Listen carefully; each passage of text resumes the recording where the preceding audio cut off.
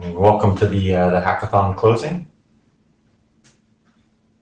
Hope you had a good week, and we have thanks to all of you for joining. I see we have a good list of presentations lined up. Want to wait just a couple minutes for those people who are still joining.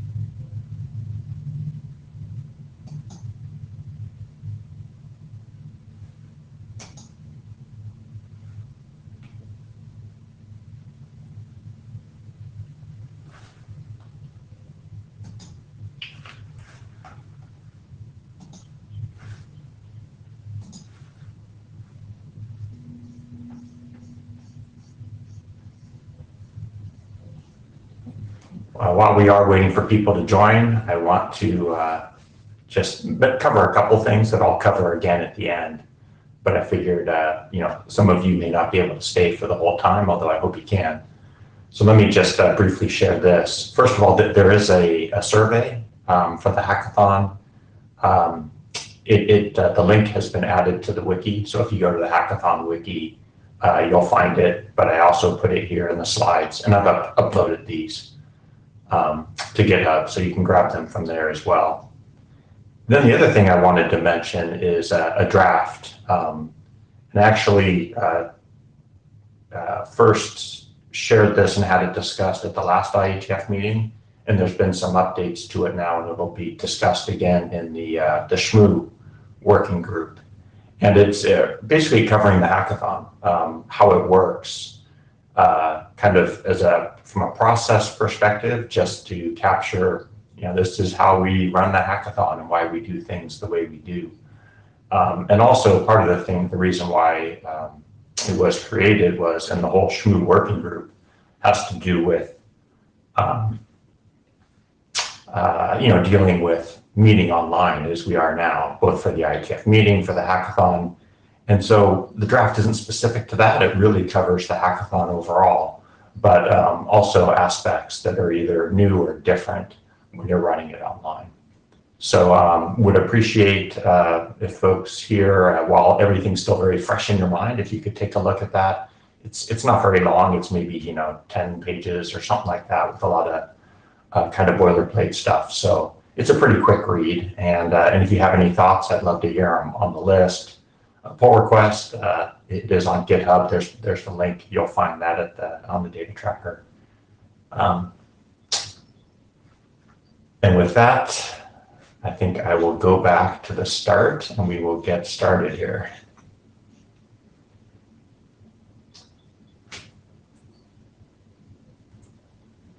Okay, so just a reminder, some people maybe didn't attend the beginning, but I think it's always good to attend the kickoff. I think it's always good to just recap why we're here, and that's really for the hackathon, the whole idea is to advance the pace and relevance of IETF standards, to really bring together that spirit of collaboration that we get with the open source community, and work on code that's related to the things we either have standardized or in the process of standardizing or have some ideas about, anything really related to IETF standards. And the goals of that are both to, make the standards better, right? Because we're getting feedback from actually having coded things, but also just to attract developers and new people into IETF, and to take some of the stuff that, to progress really from just the specification, which is great, to if you actually have some code that can help you get started with implementing or adding support for the draft, or with testing things about, a protocol, that's all great too. So those are the big drivers for the hackathon. I want to remind everyone of the note well. We talked about this in the opening, that the code you work on is governed by whatever the license is of that code. Hopefully it's open source code. That makes it easier for everyone to collaborate and share. But anyways, you have to look at the license and the rules and restrictions there regarding the code. But when it comes to the presentations that we'll all be enjoying during the closing, those are your normal IETF contributions and fall under the note well.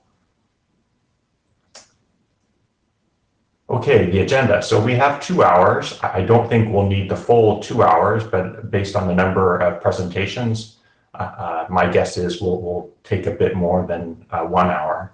So 1 hour plus. We'll definitely finish before the end of the 2 hours, and we'll have some time for discussion at the end. And the way it's going to work is we're basically going to run through the list of projects in the results presentation schedule. And this is on the wiki if you want to take a look at it. I might have a slightly dated version here, but it's pretty close. I just grabbed this maybe an hour ago. And the plan is to just run through in order. We'll start at the top, we'll work through them. If anyone's not able to present during their slot, we'll try to go back again at the end. Or if someone knows in advance that they have a timing issue and need to present in a different order, we can do that too. But this is just to make it a little bit easier for everyone to know when to expect to hear something or when to talk. And the idea is that each of you can drive your own presentation. So when your slot's coming up, if you can put yourself in the queue and then share your screen, share your audio, share your video, that would be fantastic. And if you run into any problems with that, I'm here to help you along. Barry's here, and Alessandro, I see, is here from Miteco. So we should have all our support that we need to run this smoothly. Just a quick reminder here, the presentations, as we mentioned before, the idea is these should be quick presentations, short presentations, just covering some highlights, kind of up-leveled to present what's relevant to the IETF community, even to folks who aren't deeply involved in the technology you're working on. The idea that this is just to give people an introduction to what you did and share some of the highlights. And then people can always reach out to you for those more detailed discussions. But we'd like to focus on not only like what worked, but just what did we learn in general, and especially feedback that you're going to bring into your working group that may help with the work that the working group's doing on various drafts and standards. And then also it's nice to see when you worked with some open source code or with people from an open source community or from another SDO. Because what we found is that code is actually a great way to collaborate across the typical IETF sort of boundaries of a draft and a small community. It's a way of expanding the scope there, because we know there's a lot of great code all over the place that isn't just relevant to the IETF community, it's relevant to other communities as well. So this is a great way to engage with them, and we like to just be aware that that's happening. Okay, all of the projects should be uploaded to this repo in the IETF GitHub. If you haven't uploaded yet, that's okay. You can present just the version that you have on your laptop. That's fine. But just afterwards, please go ahead and make sure it's been uploaded. And if you've already uploaded it, that's ideal, because that way people can follow along with your presentation if they want to. So this repo will remain open after the hackathon closing is done. And so, if you find things, if you continue to work on your code the next few days, whatever, that's great. You can update your presentation to capture that. Okay, so with that, we're going to get started on the presentations. This again is a snapshot. I'm going to pull up the actual list and go off of that, what's on the wiki, but it should be quite close. And any questions before we begin?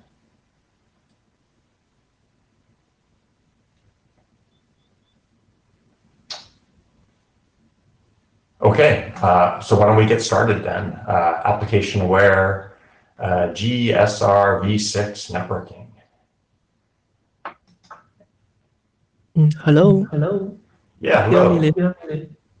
Yep, I can hear you. And let me stop sharing. So you should be able to share your screen. We see your video. Don't see your screen yet.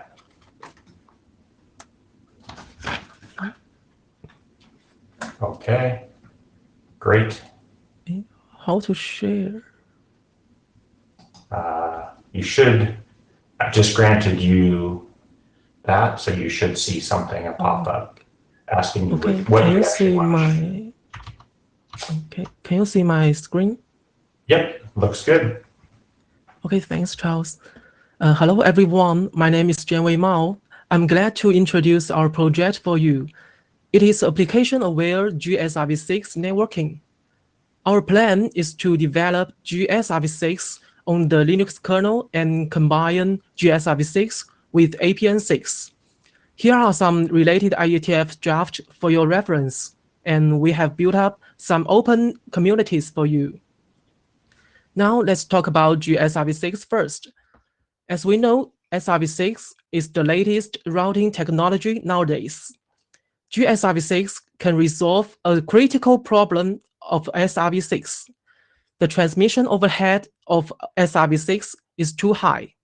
For example, if you want to use a strict TE tunnel with 10 seeds, the seeds will occupy 160 bytes in your packets. That is not accepted in interactive control and IoT scenarios, which packet length is under 128 bytes. So how about GSRv6? The key point is GSRv6 can reduce 75% transmission overhead. That means the size of seed list is cut down. Moreover, GSRv6 can reuse the locators of SRv6. That means if you want to deploy GSRv6, you don't need to apply for new IPv6 address blocks and advertise new IPv6 routes into your network. So you can deploy GSRv6 incrementally and on your demand. It is full compatible with SRv6. By the way, there are about 12 vendors. Their devices have passed interoperability test of GSRv6. Next, let's have a look at APN6. APN6 allows devices to identify application-related information and use IPv6 extension headers to convey the information along the packet to traverse the network. The information contains APP ID, SLA level, bandwidth, delay requirements, and so on. So network can quickly adapt to specific SLA requirements of different applications. Okay, based on GSRv6 and APN6, we present application-aware GSRv6 networking. It combines their advantages to enable application-aware fine-grained strict TE with lower transmission overhead. In this hackathon, we implement a demo for it based on Linux kernel and Huawei router. In detail, for GSRv6, we build a kernel module to identify APN6 information and select the most suitable GSRv6 TE tunnel for specific application flows. After that, it can encapsulate GSRv6 routing header to packets. For APN6, we develop some functions to encapsulate APN6 options with application-specific information in IPv6 hop-by-hop options header. We set up a 3-layer topology for this demo, and we tested the performance between SRv6 and GSRv6. In this demo, we programmed 3 TE paths for 3 kinds of applications. All of the paths are with above 10 hops. That means there are above 10 seeds in the seed list. The 3 applications are, first, file downloading. with security checking in a service function chain. Second, interactive control, which is using leaf and short messages. Third, high-definition video on demand. For the result of performance test, we can see, first, forwarding rate of GSRv6 is 55% higher than SRv6. Second, for the interactive control scenario, which packets contain only about 128 bytes in the payload, the transmission overhead is reduced by 50%. Third, we can see the bandwidth utilization of GSRv6 is 10% higher than SRv6. Finally, for this hackathon activity, we can bring some feedback to working group. The most important is GSRv6 can improve the utilization and value of bandwidth significantly and guarantee SLA better for applications. By the way, we have made some future plans. We plan to make some POC tests in wider area networks, such as CINI in China. And you are welcome to join us to improve this demo together. Okay, here are my teammates. If you have interest for our project, please send us an email. Thanks for your listening, and thanks to my teammates. Thank you. Okay, well, great presentation. Yeah, thanks for getting us off to a good start. Does anyone have any questions before we move on to the next presentation?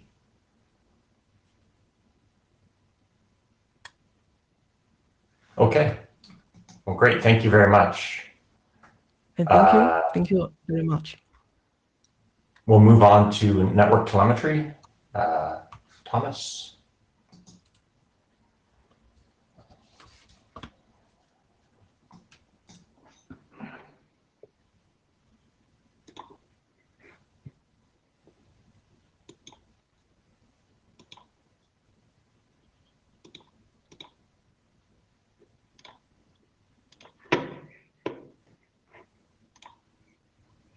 Yeah, can you see my screen?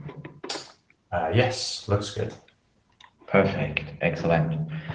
So yeah, I'm representing BMP and Young Push from the Grow and NetConf working group. So here our plan, on our hackathon plan is we are on the BMP side. We were focusing on performance. So basically, we are interested. Just one, if I could interrupt you quickly. At least on my side, I see pop up on top of the title of the screen. I see. About sharing.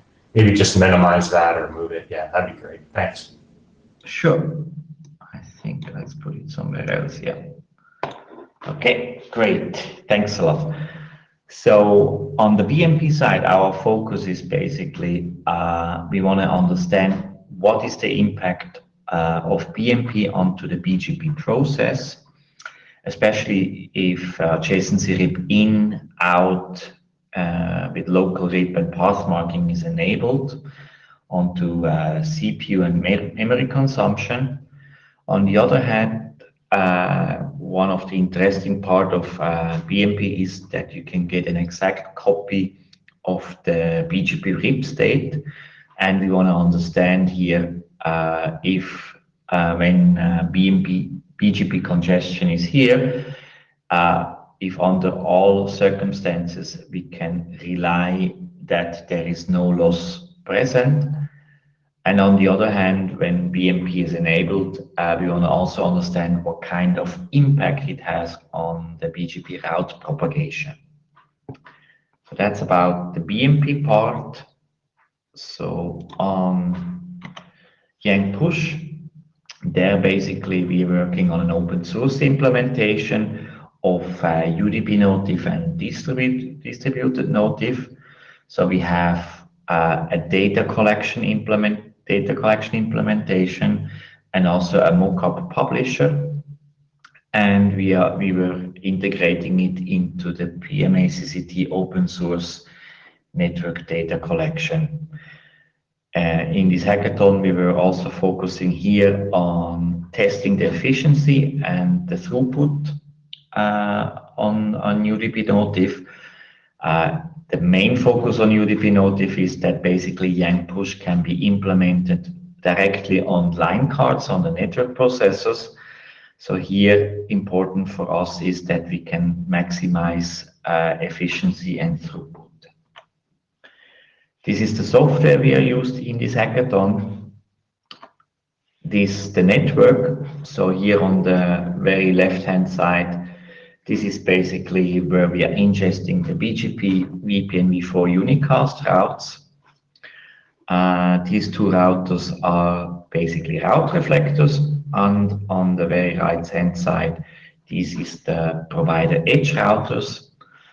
And these little boxes in here show basically the BMP coverage, so what RIP we are exposing towards the data collection, which is in here. So on the lab environment side, I mean, this is not the first time we were participating the IETF hackathon. So we are from each hackathon steadily improving. So in this time, we were focusing on test automatization. So we are basically generating sequenced BGP VPNv4 unicast routes. We are basically, before we are starting test, initializing the BMP state, collecting then the BMP metrics from the network to see to detect any loss or delay. And with Yang push, we are measuring the impact on CPU, on memory, onto the BGP process. So here, this time, focus was on BMP route monitoring, where we want to, which we want to use to detect any loss of metrics and also delay into the BGP propagation. Now, as a next step, where we want to improve in this test bed we use this time, we were focusing on Huawei VRP. We have also ISXR and Juniper Junos in the test bed present, but because of the time restriction, we were not able to use it. So in the next IETF hackathon, the next step is also to interoperability tests among vendors. And since timestamps are important on detecting delay, here we saw some improvements we'd like to add in the next testbed. On the Yang push side, we were focusing on the implementation on the UDP Notif draft. Here we have an implementation now open sourced in C. It's supporting the segmentation option, and it's integrated into PMACCT.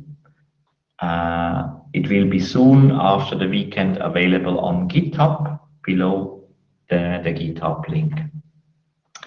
And we are working now since several months towards this goal. So this is basically the first UDP Notif message which we captured during the IETF hackathon in a Kafka JSON message. So this was like a child's birth moment for us that we finally reached this goal.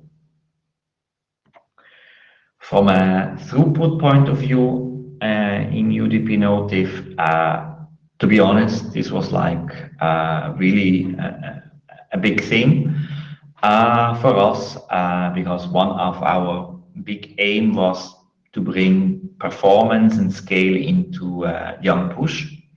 So in this test setup, we had we were focusing on one core, and we want to understand how many, basically how many megabits with 500,000 messages we can bring through, and depending on the message size, we were able to get a throughput between 400 megabits and 11.5 gigabits per second. And to be honest, compared to what we have today in our networks with gRPC, this is a huge difference, and I think this is a game changer. Now back on BMP.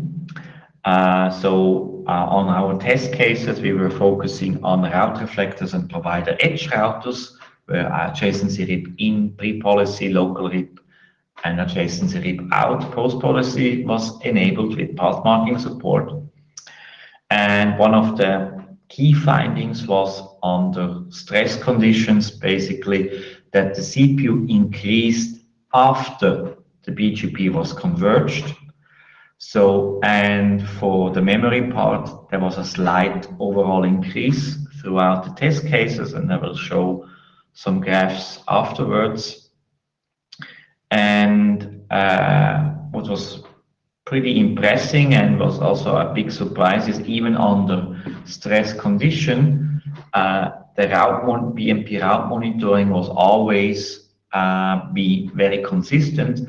So at the end of the test cases, the state mirrored with BMP and the state on the routers were always matching. So we did not lose any metrics.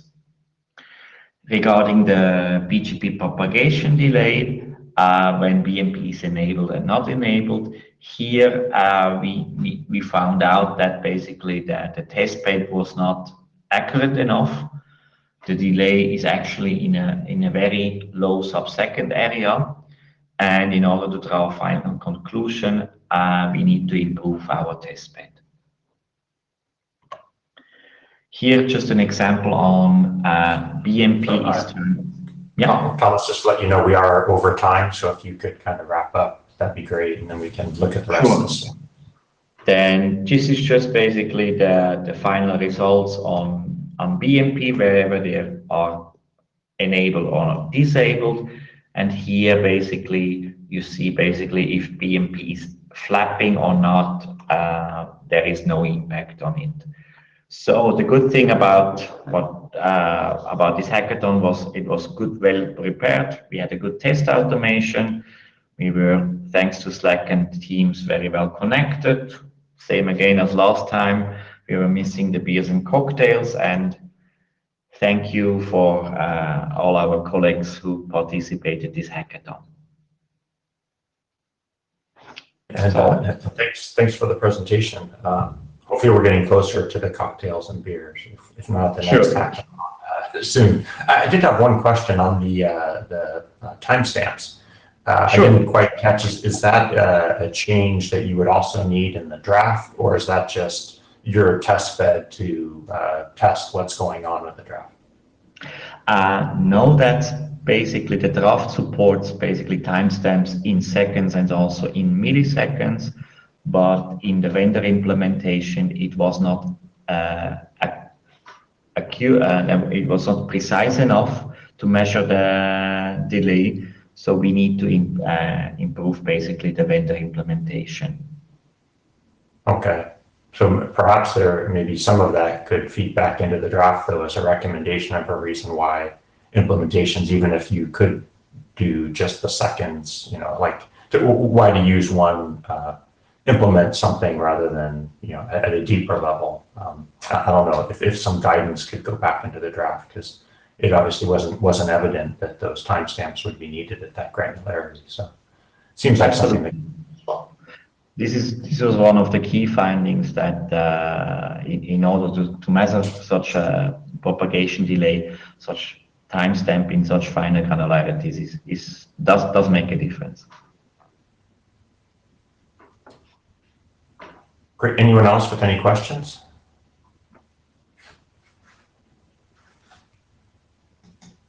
Okay. Thanks, Thomas. Thanks a lot.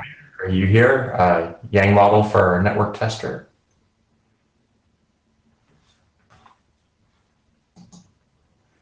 Oh.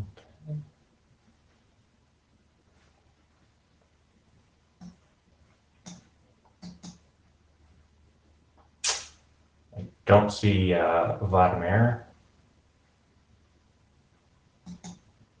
He warned me he may be a little bit late. Okay, let's go on to the next one then, and we'll come back to Vladimir at the end. Tom, if you're here, NS3 models.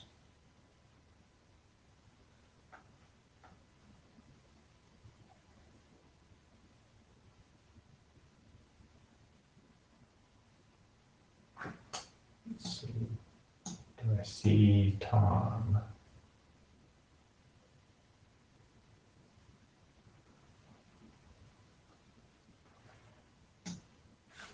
Okay. Actually, Vladimir, I can see you're here. Are you ready to present, or would you rather we come back to you?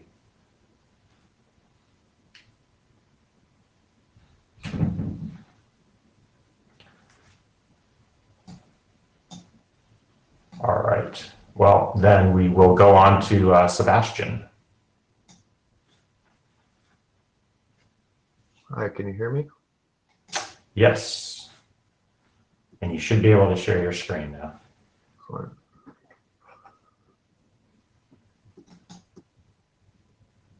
And,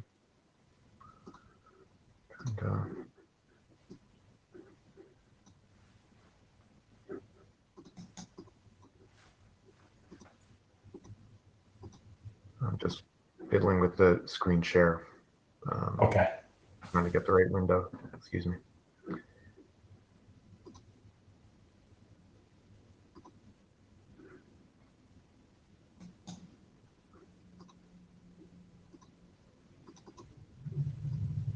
Okay. Are you seeing the slide?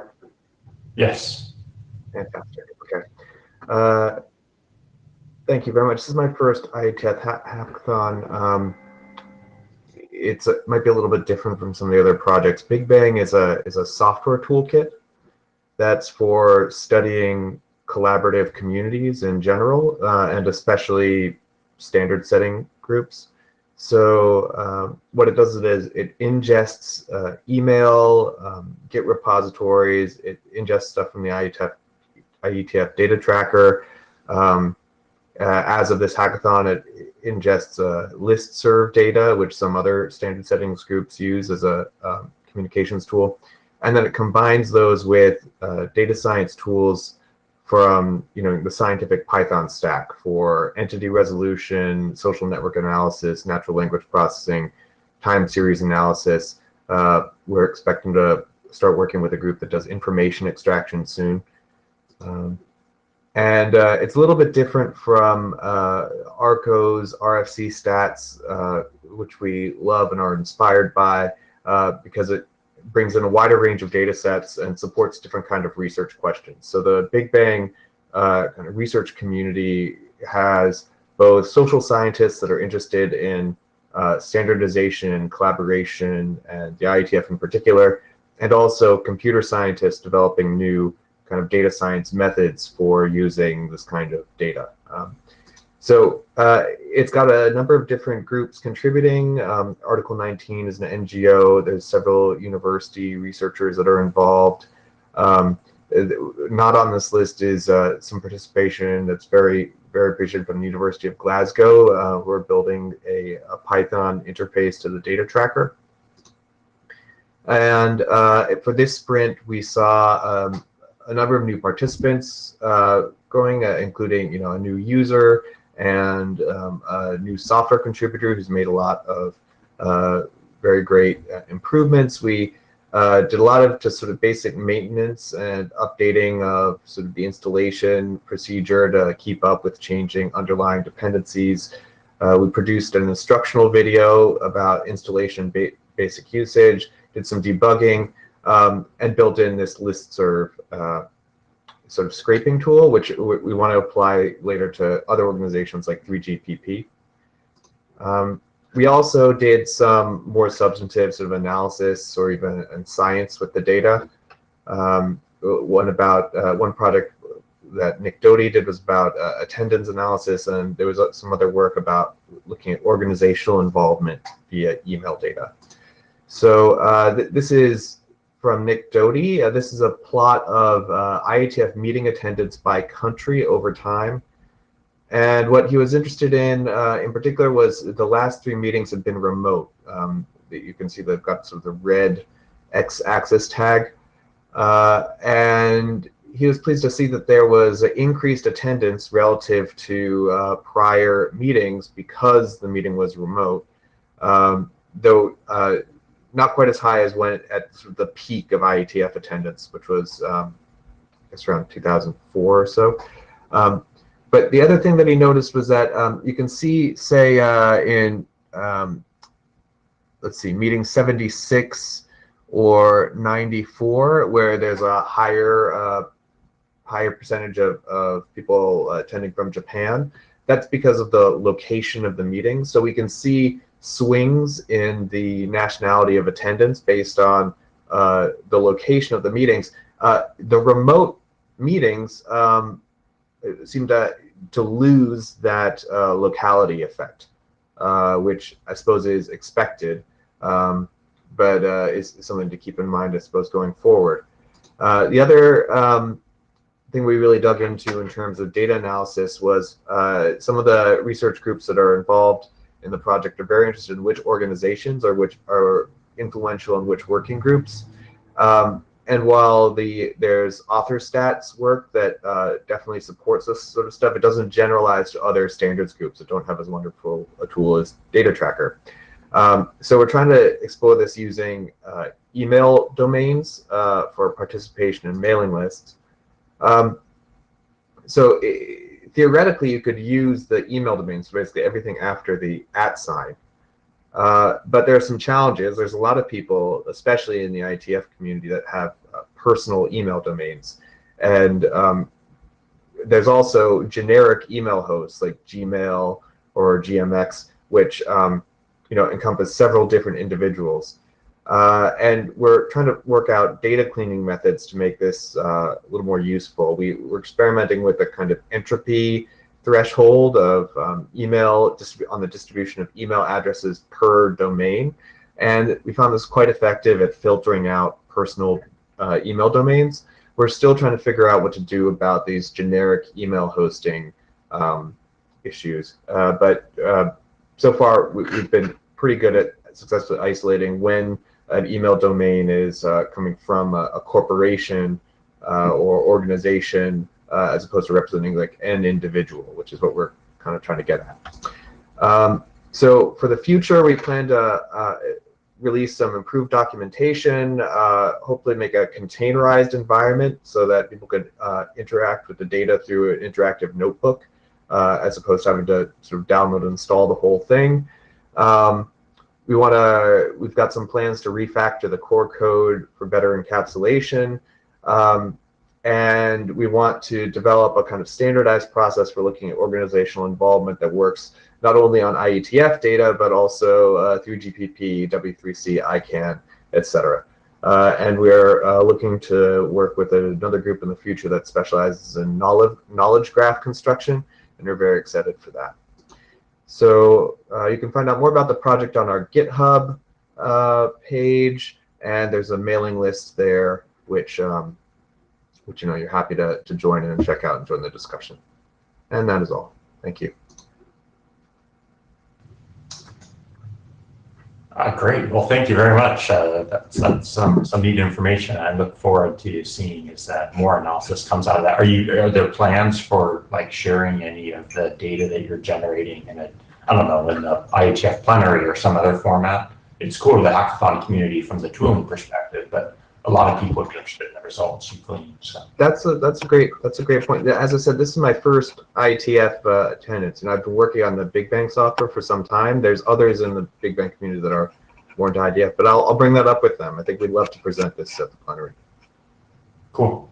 All right. Well, thank you. All right, we'll go on to our next presentation. I see Yari, you're here. I'm here, but I was wondering if I could ask still a question on the previous one. Oh, sorry. Yeah, so just really great stuff, very interesting, and indeed we should hear it in a more general setting in the IETF plenary or something.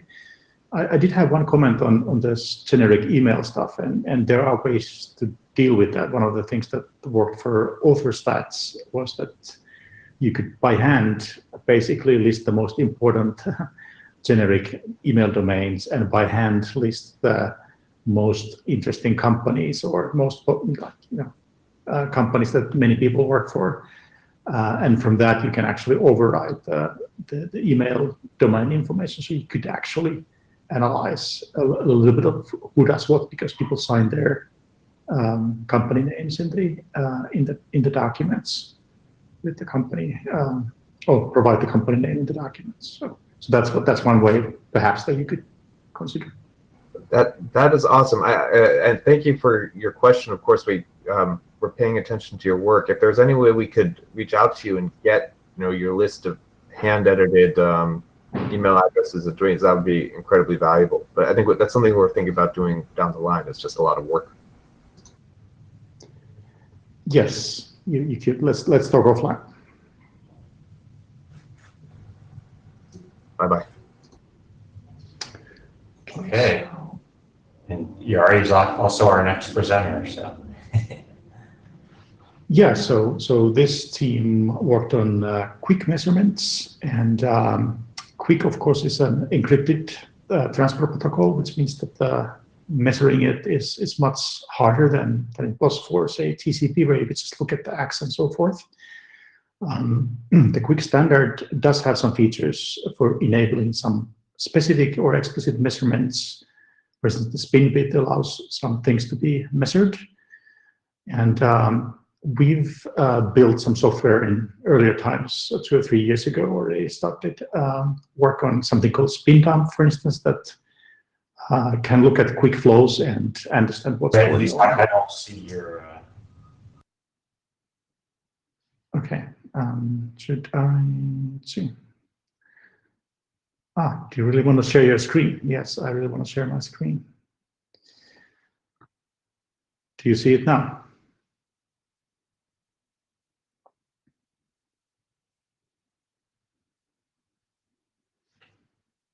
Do you see my screen? It shows Yariarko's screen, but it says it's all black. I don't know if anyone else sees more than that. No, it looks like it's a black screen. Same here. Yeah. Charles, could you perhaps share instead, just about the problem? Yeah, I think so. Let me... Okay. Yeah, let me pull up your presentation. I'll download it. Hold on, maybe I just need to do, no. Yeah. No, it doesn't allow me to do it.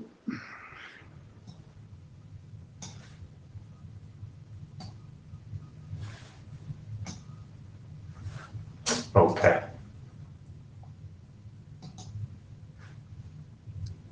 Yeah. Just go on the, Yeah, try to share. go on the first one.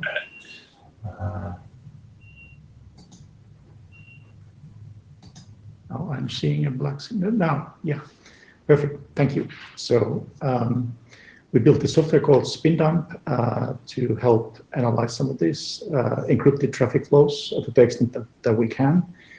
And we've been working on that and expanding that in various directions in several hackathons, actually, over the last year and a half or so. This time it was these people from Telecom Italia, Huawei, University of Hasselt, and Ericsson who participated there. If you go to the next slide. And so we worked basically on 4 things this week. The first one is like new research on different types of measurements that we could do with encrypted protocols. And there's a draft, and there's an implementation of the draft in SpinDump integrated into the software. You can go take a look at the draft. I won't go into details of that today to save some time. We've also worked on Android tooling. So the idea is that users could run this measurement tool on their phones and provide some measurement data to a central point instead of having the network do these measurements. And one thing that we actually were surprised by a little bit in this effort was that it's quite possible to measure quick flows, at least when there is the spin bit is being used, but it's quite difficult to use or to observe TCP for the reasons that some of these platforms hide some of the traffic from us on the phone platforms and so forth, and it's not possible to see all packets, even with this like packet capture interfaces. Or alternatively, one would need more permissions to see everything. But so it's been kind of an interesting side effect of this encrypted protocols that they actually go through everything on the endpoints and in the network, and you can see what you can see. Obviously, you can't measure everything, but you can see the things that were designed to be seen everywhere. We also do quite a bit of monthly maintenance of the software, so we need to update it usually with new versions of Quick. Now, fortunately, the Quick protocol is being released as RFC, so the version has been set as 1, and that's it for the moment at least. But we did integrate a few PRs and fixed a number of issues, added some features, some interop testing. And one of those features that we added is QLog, and QLog is like this logging format that is supported by many endpoint implementations of Quick. It's mostly used initially, at least, for debugging purposes. There's a couple of drafts, you can go read them. We chose to add QLog as a possible output format from Spindump. And the idea is basically that you would get information from several directions. You would get it from the host implementations, you would get it from network tools such as Spindump, you would get it from the server implementations, and then you can put all of this information together and then use tooling built for QLog to look at like what is the situation from different viewpoints. And if you go one step forward, it's the last slide. So this kind of sounds maybe complicated, but it's quite simple. QLog is JSON essentially, and it consists of basically an array of events, client events, and then there's information about the protocols and so forth. And what we've been able to add there is measurement events. And there's various kinds of measurements that Spindump does. What is shown on the screen is just one example. But that's basically it, and looks interesting. I think we are going to have to stop the coding for a moment and think about some of the drafts going forward. The drafts are being discussed, I think, TSV WG in the coming week by Robin. But since they started from this logging, debugging perspective and not from the measurement perspective, then building those measurement capabilities into the formats will probably take a little bit of effort. So we sort of identified opportunities for improving the drafts or writing new ones, perhaps. So that's it. Great, thank you. One question I had, so you can identify that the flows are quick. Within the quick flow, can you identify kind of subflows within it, like, or is it just that this traffic is quick? Or you can identify a particular quick connection or a pair of connections going between two parties, but like what subflows or streams are inside one quick flow, you cannot see, and that's by design, of course. You can't see what encrypted traffic is being fetched. Okay, got it. Thanks.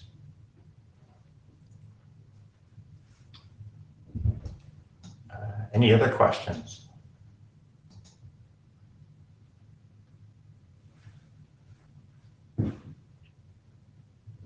Okay, great. Well, thanks, Shari. Thank you.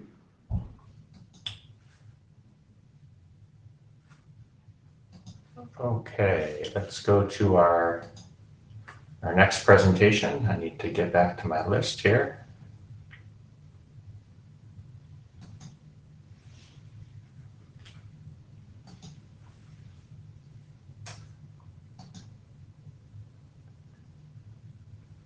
Oh, it's me. Okay. Karsten unfortunately couldn't be here as no one from the ASDF Wishy team was able to be free at this particular time slot. So I just have a very quick update from them. Let me pull that up and I'll share it with all of you.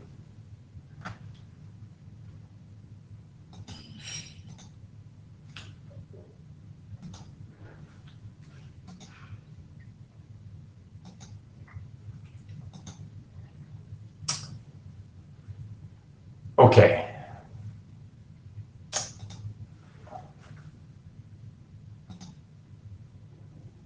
So on behalf of the ASDF Wishy team, just wanted to give you a brief update.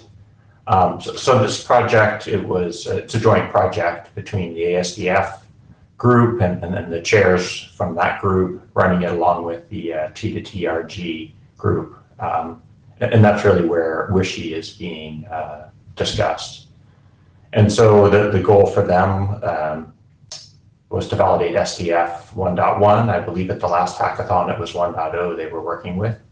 The semantic proxying, trying mapping files, etc. A link to their GitHub code and wiki can get more details. A rather exploratory hackathon is how Karsten phrased it. But two pieces of code did come out of that will aid with model transformation.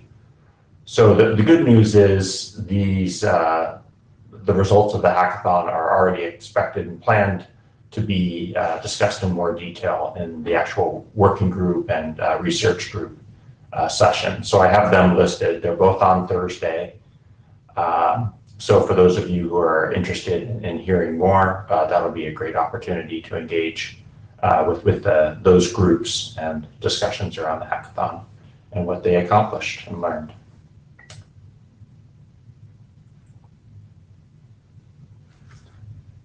And with that, I think we will go back to our next one, which, Paul, we have a couple presentations from you. And great, I see you're here.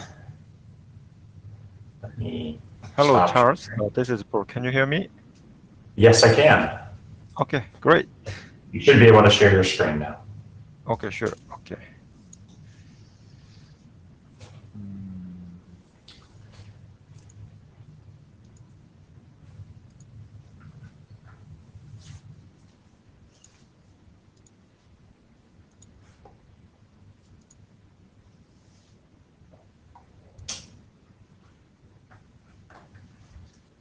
Okay, we can see it. We're on your wrap-up slide, though. And now it just switched to presentation mode, which may not be the best format.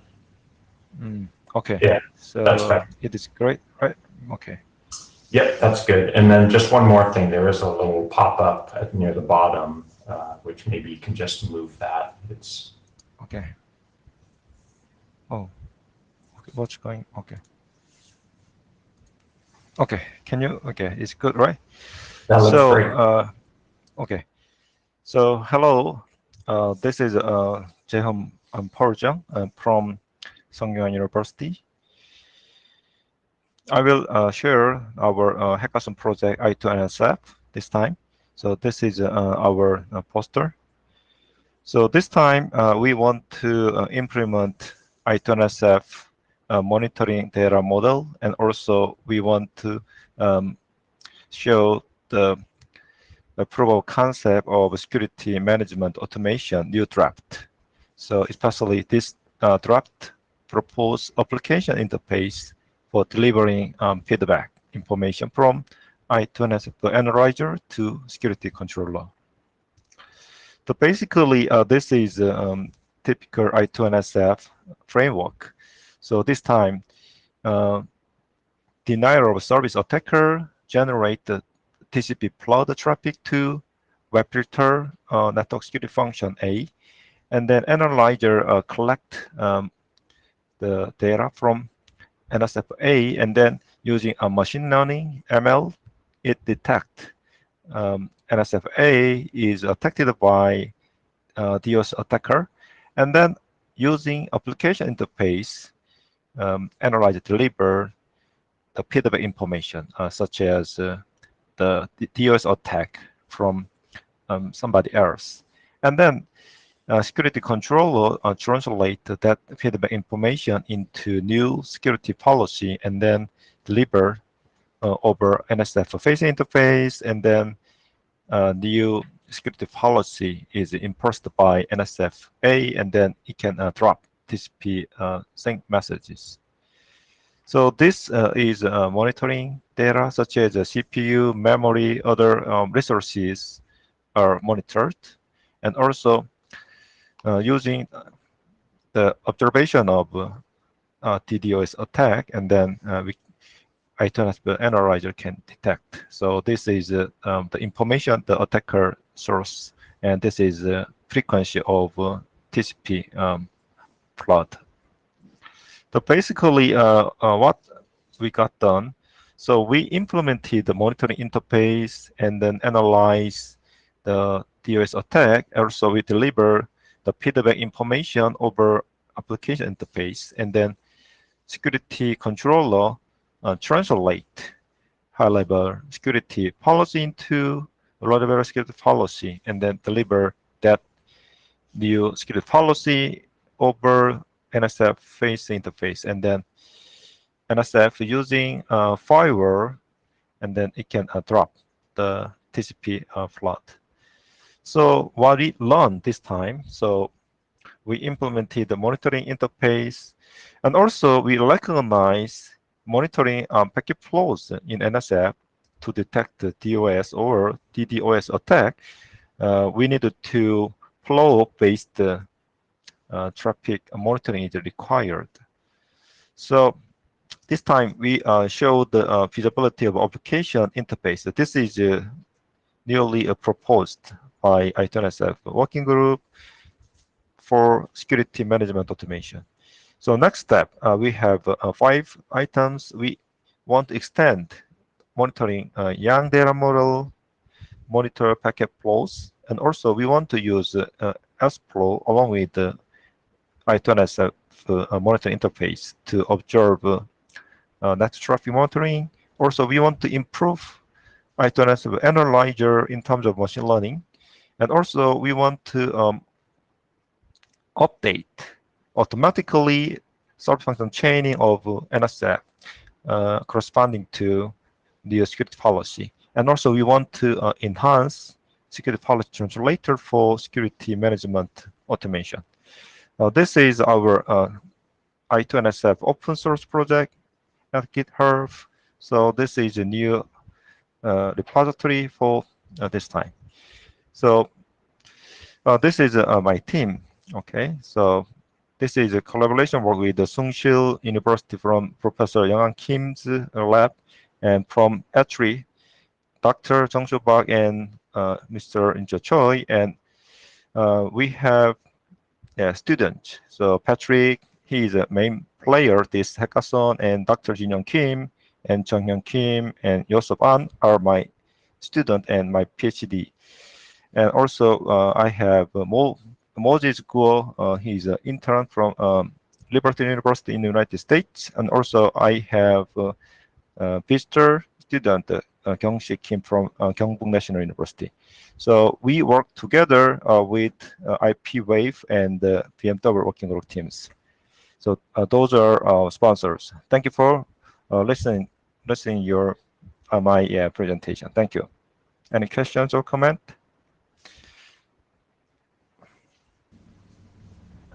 Yeah, I did have one question on the Yang model that you mentioned for the monitoring. Is that an IETF, like is it a standard Yang model that's being developed? Oh, this one? Oh, there it was. Okay. Okay. So yeah. And it's in the I2NSF working group. Yeah, this one is the I2NSF working group. So recently, Young Doctor approved this Young model is ready to be working on RAS core. So currently, this draft under working on RAS core. Okay. Okay. Thank you. Okay, great. So, okay. Charles, can I move to next presentation? Yeah, I think so. Unless, did anyone else have any other questions? Otherwise, yeah, we'll move to the next one. I don't see anyone in the queue, so go ahead. Okay, great.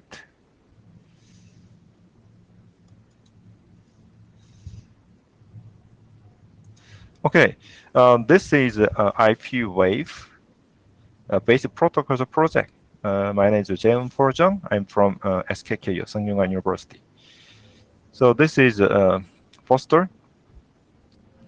Basically, previously we had 3 hackathons. The first one is we demonstrated IP version 6 packet transmission over OCB Wi-Fi modules, and also the 108 case we implemented simulation of a context-aware navigation protocol. And last hackathon 109, we started to implement context-aware navigator protocol. So this time we used the R1 I1 robotics robot. It can be controlled manually or autopilot mode. So this time we manually controlled. Next time we try to autopilot mode. So it supports the Linux kernel in terms of real-time Linux. So it also likely to be support IP wave wave stack, but still we need to implement IP version 6 stack. So this hackathon is based on context-aware navigator draft. So basically, context-aware navigation protocol means this is a highway. Vehicle 2 hit some obstacle in a highway, and then it delivers some emergency context message to neighbors, and then this guy and these guys received this one, and then already they are exchange using context correlation context message having position, direction, speed, acceleration, behavior of drivers. This one can be play or load of cluster header, and it can adjust the maneuvers of neighbor vehicles to avoid accident. Those are our previous conference and internet draft. So basically, our context-aware navigation protocol based on neighbor discovery message option is called the Vehicle Mobility Information option, VMI. So this is ND option. So we support the correlation context message and the emergency context message. So basically, we implemented and tested using robot R1, A1 robotics. So they exchange message CCM and ECM, but this time we implemented the UDP instead of ISMP version 6. This hackathon we tried to implement ISMP version 6. So we tried to extend the Ubuntu Linux kernel for ND. It turns out there is some high complexity, so we just designed how to extend the neighbor table that is a neighbor cache, and also it has an entry for neighbor using neighbor structure. So we try to take advantage of current implementation, and we want to extend the ND option. So still ongoing work. Hopefully next hackathon we try to finish. So next step, we will continue developing and debugging a new option called the Vehicle Mobility Information option in Linux kernel. And also we also will support context-aware navigation protocol based on this new option. And then we'll test this IPv6 neighbor discovery, and also we will support the autopilot mode of robot cars, such as CMP, context-aware navigation protocol message exchange, such as there is some accident or obstacle ahead of it. Vehicles can exchange the message, and they can avoid that obstacle or the collision with each other. So this is IP Wave open source project at GitHub. This also collaboration work with the Sungseo University, Professor Yang Kim, and my PhD student BNMA and Chris and Don. They are my PhD student, and Kyungjae Sun from Sungseo University and Jino Park Gyeongbuk National University. In the same way, we work together with the I2NSF and the PM working group teams. Those are sponsored, especially TTA provided R1, A1 robotics robot. Thank you for your attention, and thank you. Any questions or comment?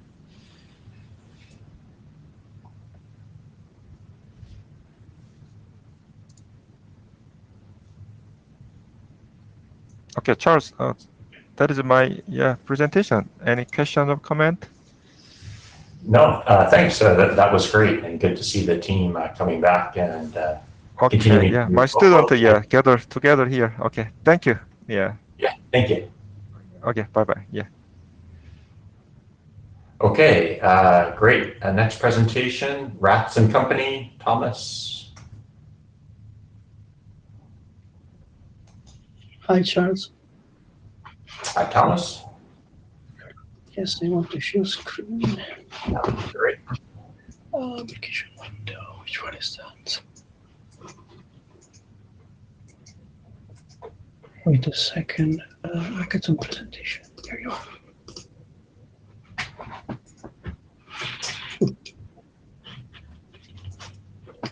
Okay, can you see it? Yes. Yeah, it's. I mean, we're seeing. We're not seeing like presentation mode, but you know, it's okay. Okay. Let me try and see. Okay, so we came here with the Verizon project. Verizon project is a project we launched 4 or 5 months ago with the goal of building a bunch of open source packages that can be composed into an attestation verification service. And these packages tend to cover, several different facets of the attestation verification pipeline. So we have data formats, we have APIs to make agents talk with each other. We have evaluation of the appraisal policy, endorsement and trust anchor configuration, storage, querying, whatever, all that stuff. So this is the second hackathon we do on Verizon. And last time, IETF 109, we implemented EAT and Core Suite from the Rats and SACM working group. And this time around, we wanted to put together a bunch of the components we have built into an instance of the Rats architecture, and specifically the so-called background check model. And we wanted to do that using a specific attestation format, which is the PSA attestation token, and using a specific interaction model, which is a challenge response. And this was one thing we wanted to cover. The other thing we wanted to do was bringing up to speed our EAT implementation with the latest version of the working group draft. And this was very important to us because the latest version contains a new claim that is critical to our workflow, and we wanted to play with it a bit and see if it worked all right. So let's see. So we worked on 4 drafts, 3 working group drafts, and 1 individual draft, which is a draft Shofinic PSA token, which we want to progress through the independent stream. And what did we do? We did a considerable amount of development and integration in 4 different packages of the Verizon project. And apart from that, we spent a lot of time discussing new ideas about missing tools and stuff like that, or evolution of the API implementation to cover other scenarios. We have PRs that have been merged. We have issues that have been opened and all that stuff. We have a demo. We put together a demo based on Docker that you could run if you wanted to, and it's there at that URL at the bottom of the page. And we did not do any interop for now, but we chatted with another ETH stack to decide the sort of interop test which we wanted to perform, and we agreed with them to schedule an interop test soon, maybe a virtual one instead of waiting for the next cycle. But what we learned is, as I said, we wanted to have this profile claim implemented, and we did it, thanks to Yogesh. And that was very interesting because we realized while doing that the spec as it stands is not 100% correct, and we need to have more precision around interesting bits of it. And so there's a new issue that has been raised, and there's some discussion already ongoing.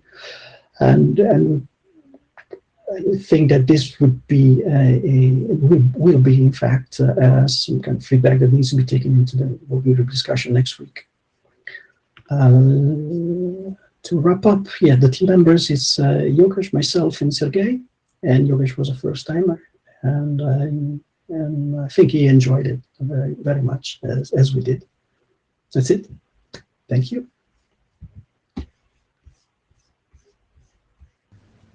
Okay. Well, great. Glad you found that issue in the draft now rather than after it publishes RC. That's great. Exactly what we want to do. So I'll talk to the team for that. Anyone with questions?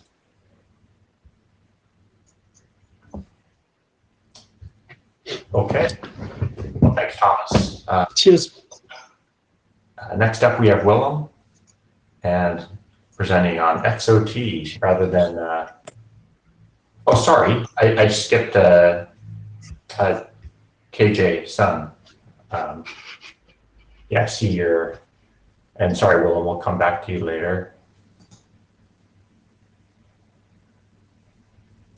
KJ, if you can request to share your screen, we'll do that.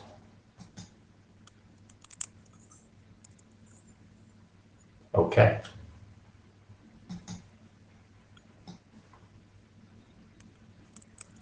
Okay, can you hear me?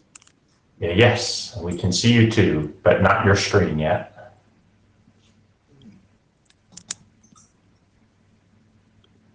Okay, you should see a request now allowing you to share.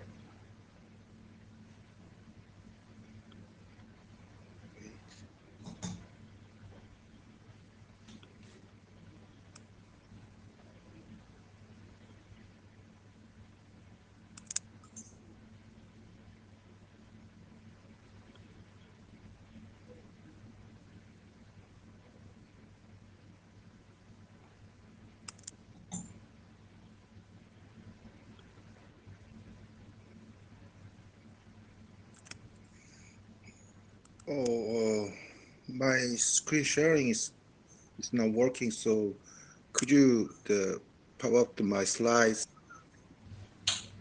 chart? Okay. Yep, let me do that.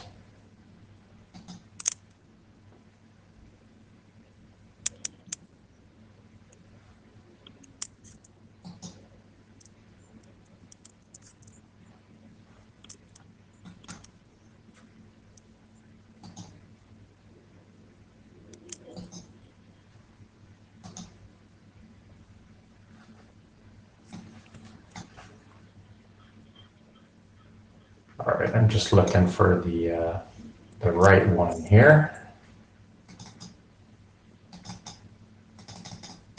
I will not open that. Okay, and BNG, let me find it. Okay, I got it. Okay, thank you.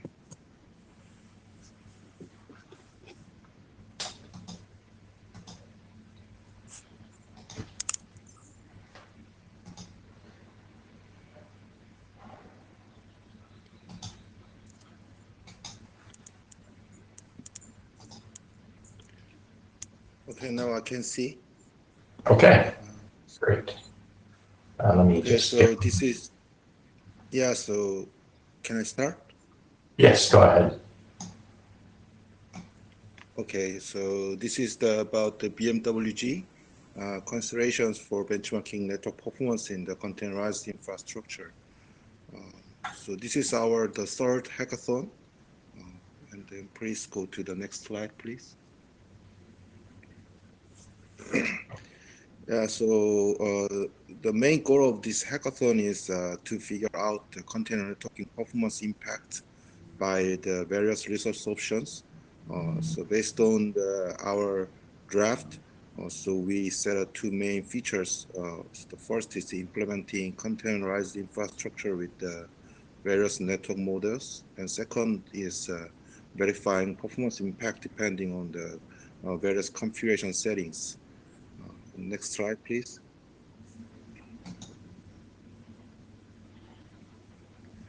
Yeah, so the last two, the hackathon, so we set up the environment and then tested some new technologies and then networking models. And then at the time, in this hackathon, our first work is to discuss about the current status of benchmarking in the containerized infrastructure benchmarking area. So the survey and then checking the other works, not only our works. So one of them is the open source activities, which such as the BSPerf in the OPNFV, and another part is the industry, the benchmarking test results, such as the FDIO and then the PDK performance report. So based on that, so we mapping our defined networking model category and the test scenario to map to the other activities, and then based on that, so we want to generalize our test architecture and then some the test cases. And the next slide, please.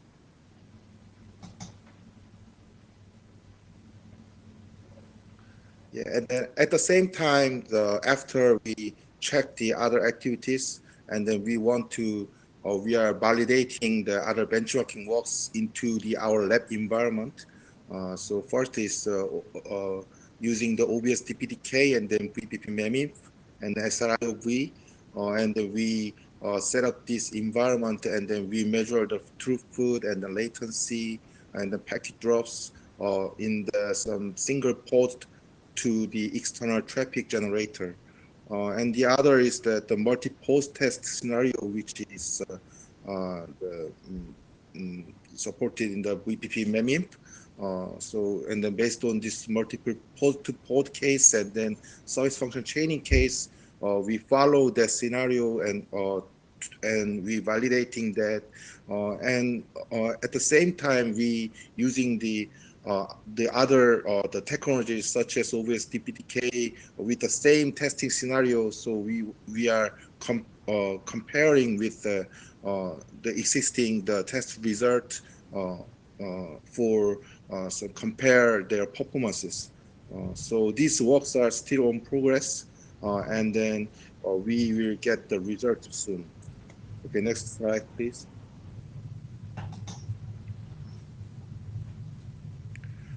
So based on the discussion and then validation, so we need to update our related draft to rearrange our chapters and figures and words, which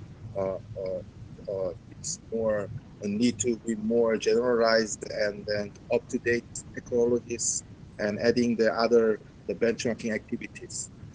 And then for next hackathon, so we are finding remaining area for the benchmarking, containerized benchmarking area. So the first we choose is we choose multi-port in a single host case with the different acceleration techniques. So there is some two part. One part is multiple port to multiple port, and parallelly we send to the packet to the multi-port to multi-port, and then another one is the chaining scenario, which is the traffic should be forwarded sequentially through the multiple ports. And the other the testing scenario case can be the pod with multi interfaces. So when the pod using the multi interfaces and then going traffic simultaneously through the multi interfaces. So we want to the benchmarking for them, and then want to find some issues which impacts to the performance of the containerized infrastructure. Okay, next slide, please.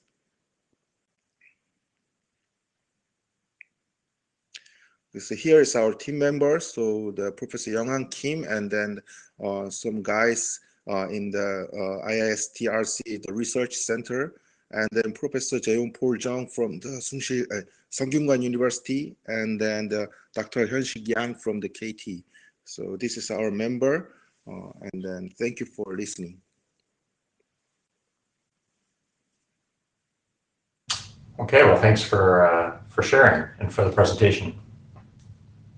Any questions? Thank you.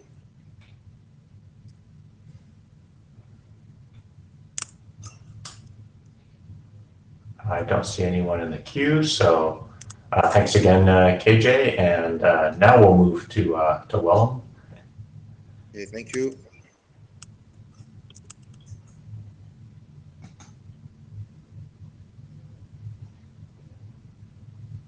And I need to stop sharing. Sorry about that. No problem.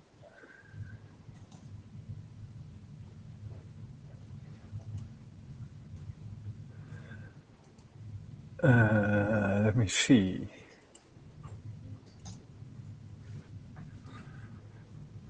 Right. Can you hear me? Yes. Excellent. Yeah, so these are the results from Project DNS, which turned out to be Project ZOT. So just like previous time, we used this, I used the Mattermost chat server of the DNS Operations and Analysis Research Center, because there are quite a lot of open source DNS developers already there. So it's a convenient and appropriate place to communicate.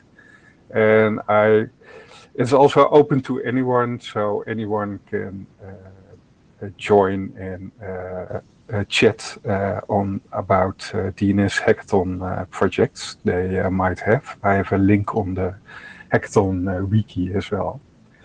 But so 1 month ago, I changed the channel name into IETF 110 DNS Hackathon.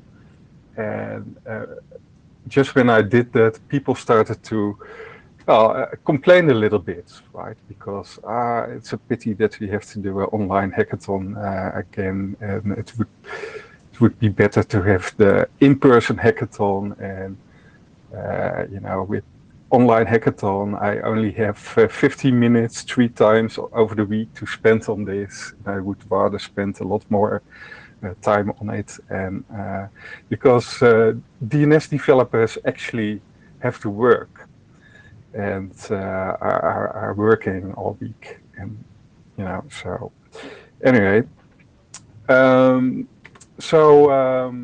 I decided, well, why don't we organize an in-person hackathon day at the NL Labs office? And I proposed that on the channel. Most people were hesitant, but at least one person was enthusiastic about it, which is Matthijs. And so we will have an in-person hackathon day tomorrow at the NL Labs office. And I'm looking forward to that one.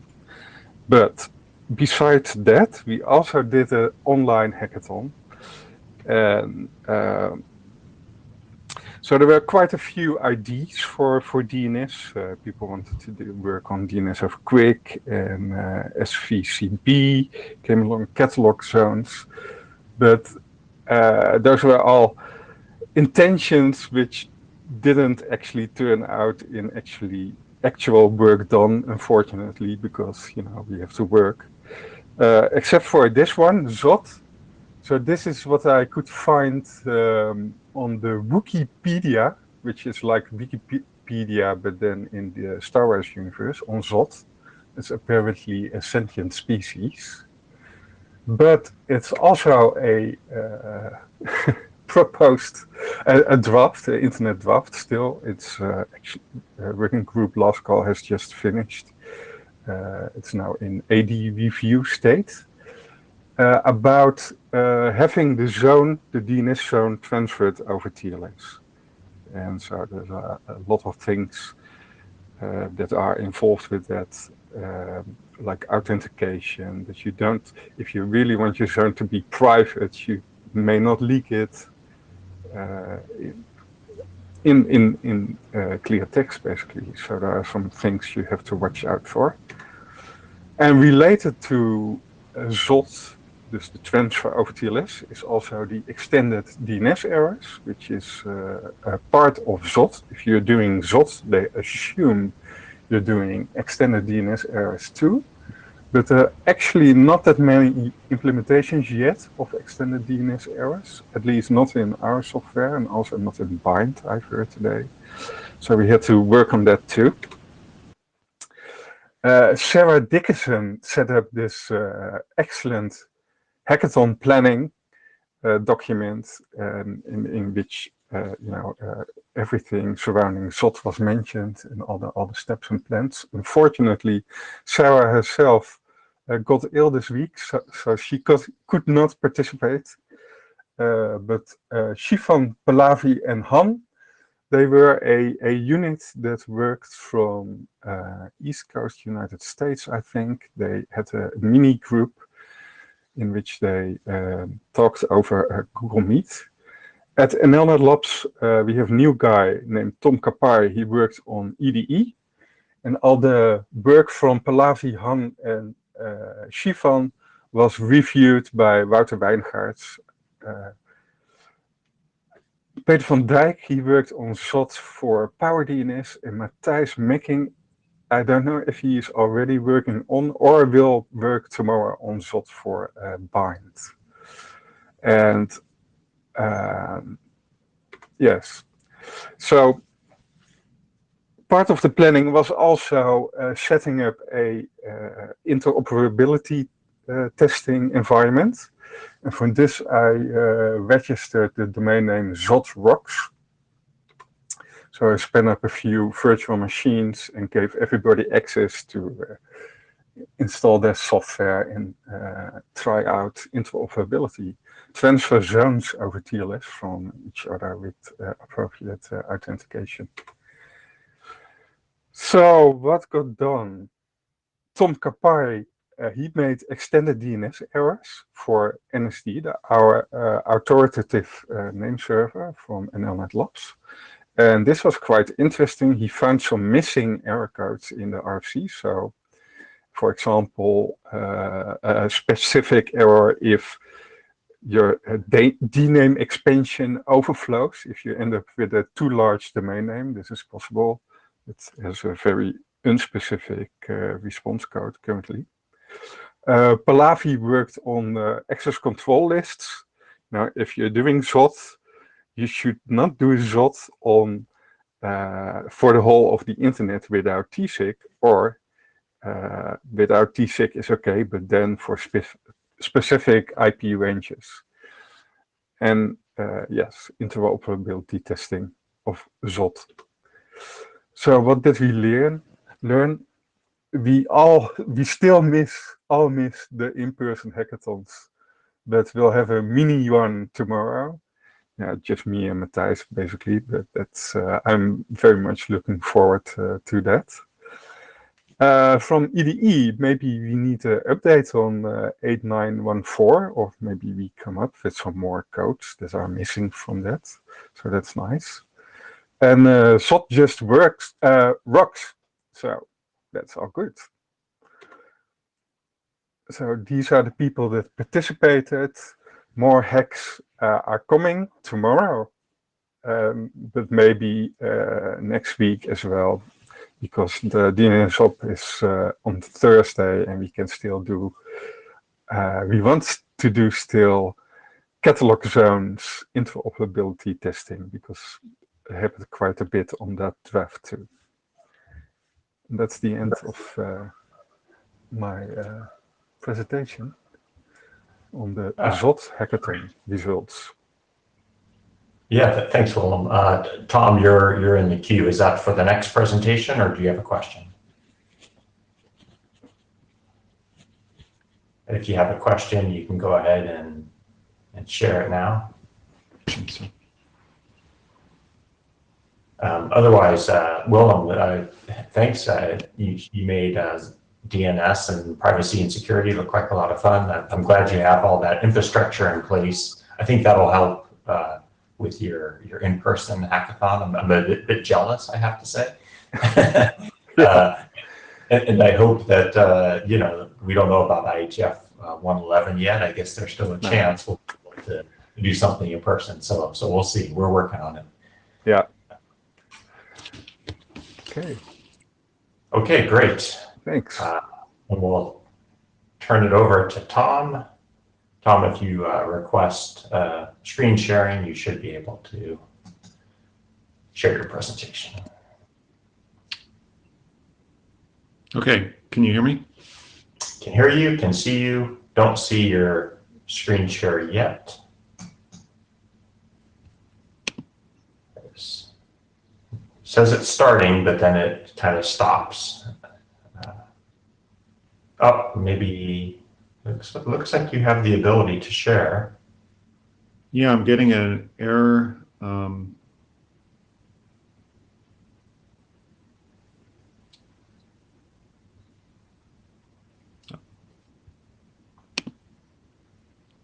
Get display media must be called from a user gesture handler on Safari.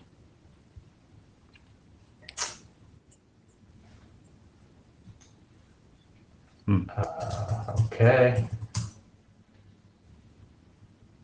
Is your presentation, have you uploaded it to GitHub? Yes, I have.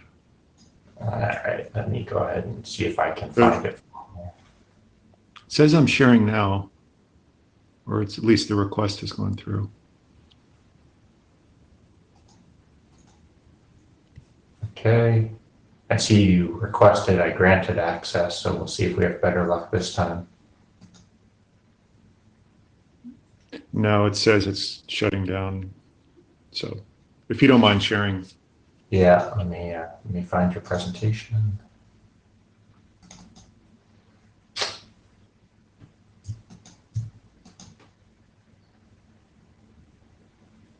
Okay. Let's see. What am I looking for here? Oh, the NS3 models. Just look for the name of yours.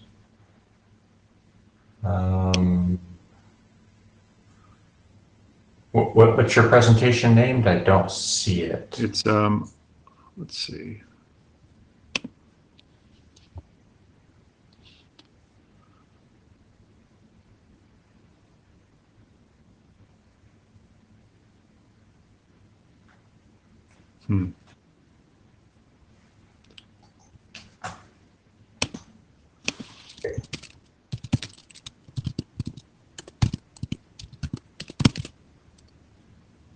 Should be IETF 110 Hackathon presentation NS3.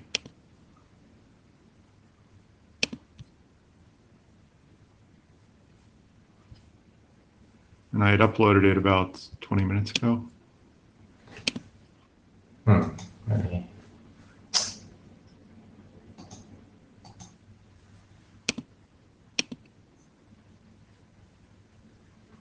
try to find it. Okay.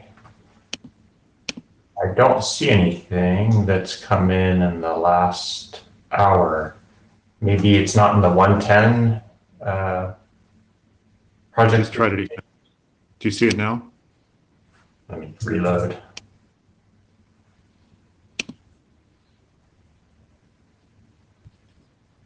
No, nothing.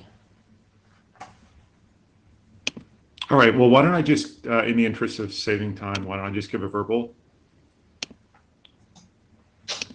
Okay, we could do that. Okay, so yeah, sorry for the technical difficulties.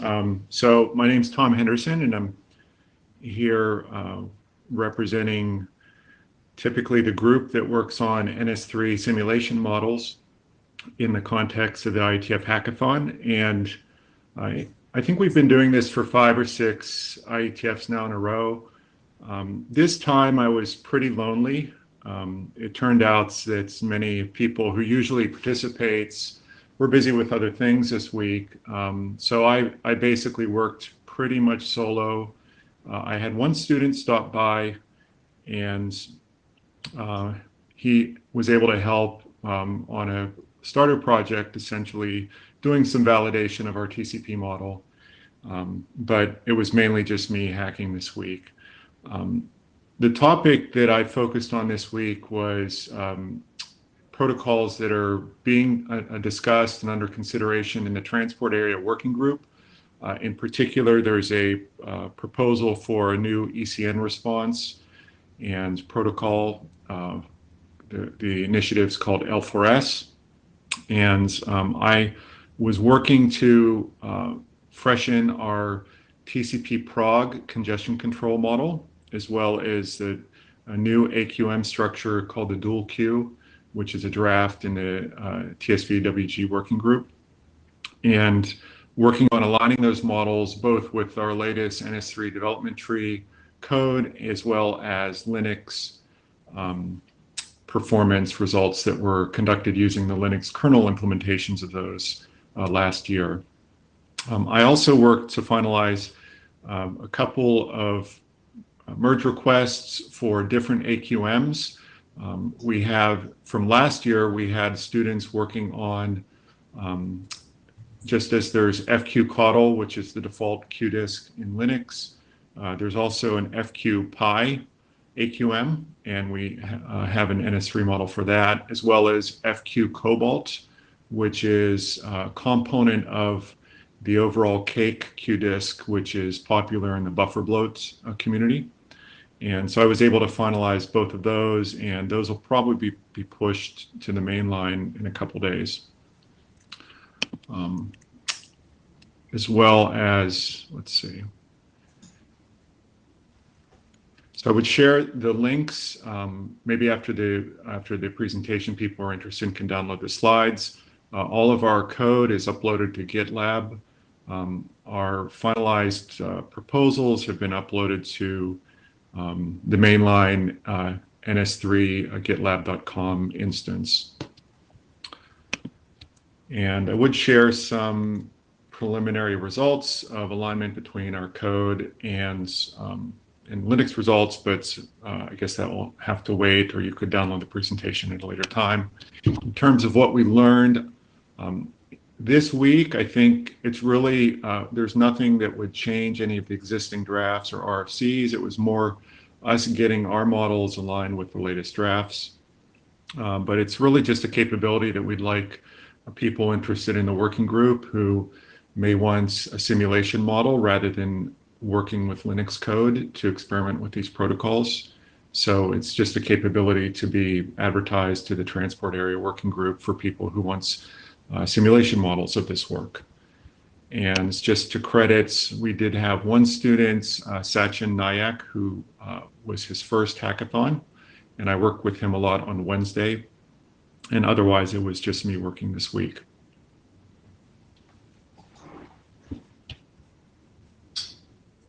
Okay. Any questions for Tom?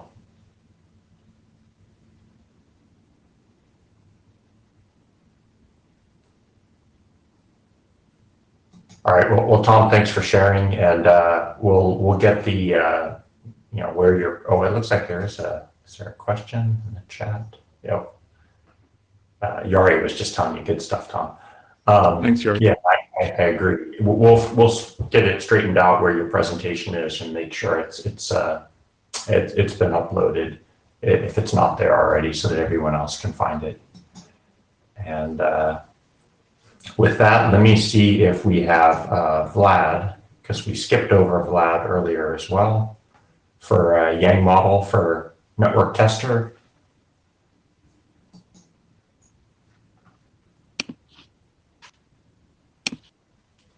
I know Vlad let me know offline that he was working furiously to get things working, and I imagine that's what he's doing now. So he'll probably have something to share later on.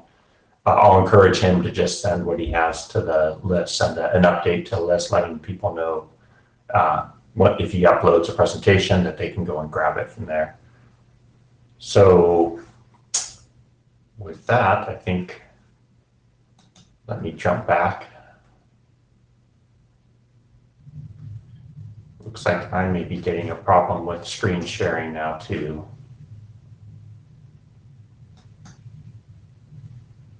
Request is not allowed by the user agent in this context. Okay, I'm going to try reload.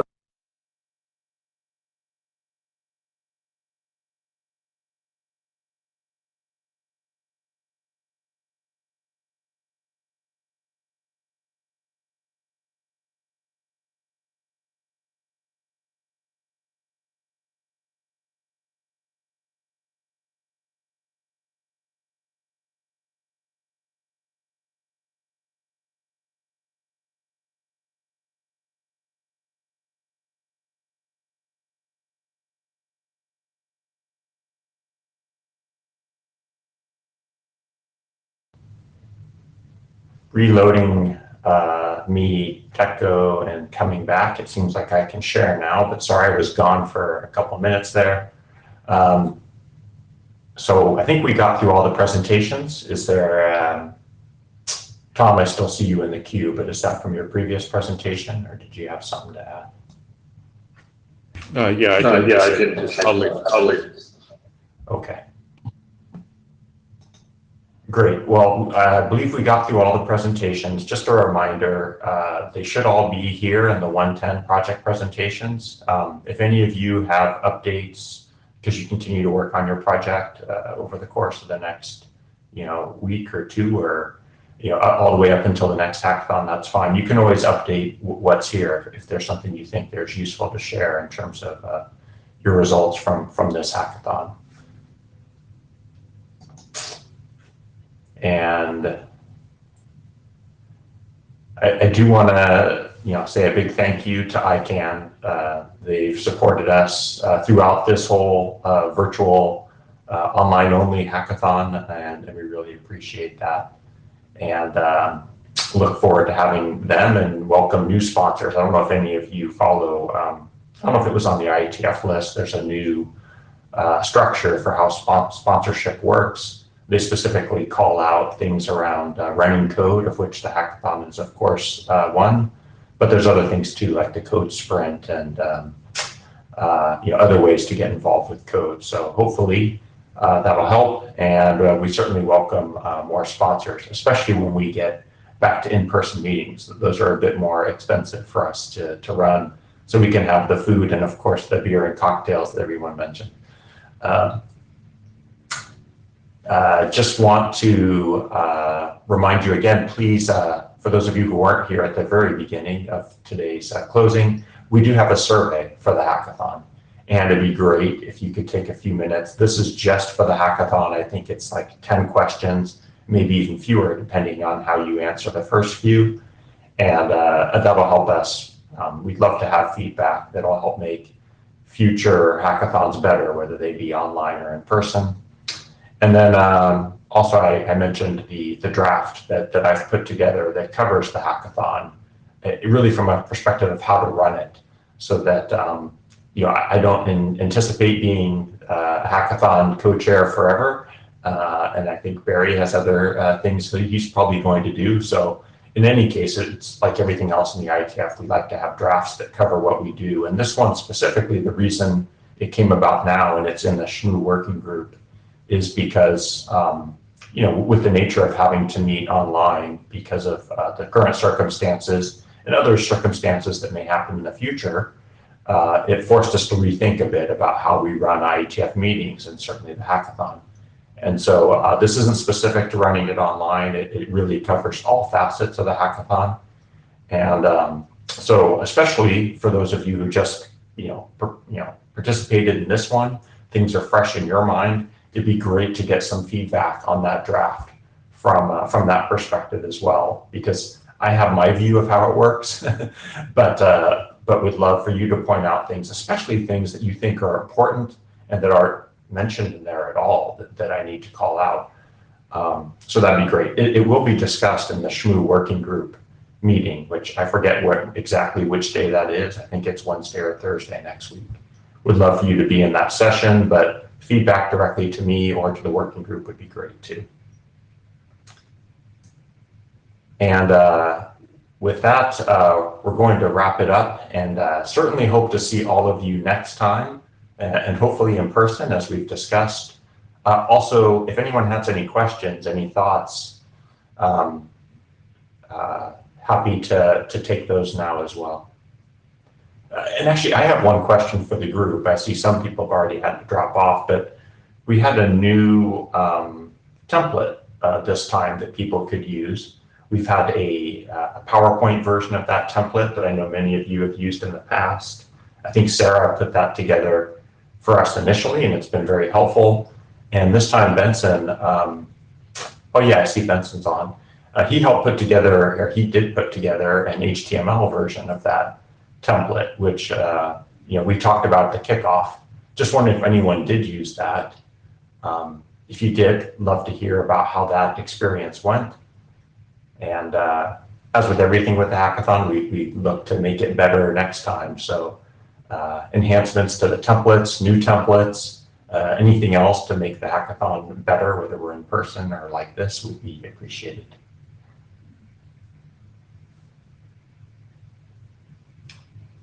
Okay, well, I'll close then by thanking all of you, and hope you have a good weekend, rest up, and hopefully a busy but productive IETF week next week. I look forward to seeing everyone there. And thanks a lot for participating in the hackathon. Really appreciate it. And good luck with the rest of IETF 110.